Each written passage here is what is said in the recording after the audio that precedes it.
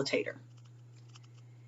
Facilitators come in all shapes and sizes, lots of different experiences, lots of different methods. So what should you expect from any facilitator?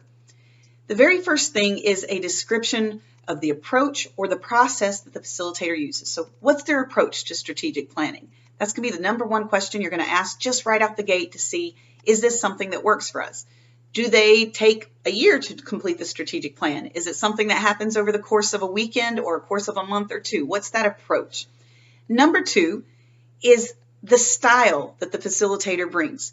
Each one of us in the facilitation world has our own style. Some like to show up with lots of energy and fireballs and pom-poms, and they're going to be your biggest cheerleader. Others might be a little bit more reserved, and others might be somewhere right in the middle.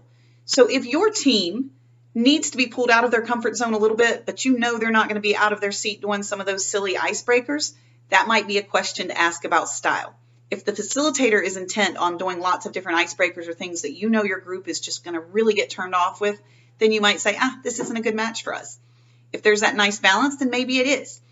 Maybe the next step, number three, is to confirm the method that your facilitator or a potential facilitator will be using during the process. So there are lots and lots of evidence-based methods to do action planning and strategic planning. And evidence-based simply means they've met stringent scientific studies and criteria to say, yes, this process works. Here at Funding for Good, we use an evidence-based method so that we know that as long as our participants and our clients show up ready to work and they respond to the questions being posed, they will get a well thought out plan from A to Z, right? So what is the method? Is this a method that the facilitator created on their own? If so, has it proven successful? Have their clients been successful implementing the plan that was created? If it's an evidence-based method, can you get a little bit more information on when that method was developed, when it was tested, and some of the feedback on that process? Number four, what to expect from your facilitator is an outline of who does what. Here in our Funding for Good process, we do pre-strategic planning, but we also don't want to be charging clients for services that they might be able to do in-house. So we add some a la carte options. That's really important to outline. Are you going to complete and conduct an environmental scan, or do you need assistance from the facilitator? And is that an added cost, or is it included in the traditional pricing fee? So who does what, and what's associated with that? Are they going to call stakeholders? Are they going to create your surveys for the stakeholder feedback, or are they going to guide you through the process and you are responsible for that? Make sure to know who's doing what during the process so there are no surprises. Number five, establish those timelines. We don't want to be working too far ahead or too far behind, so everything stays current and relevant. What are the timelines from the beginning to the end of the process? 6 is the cost of service.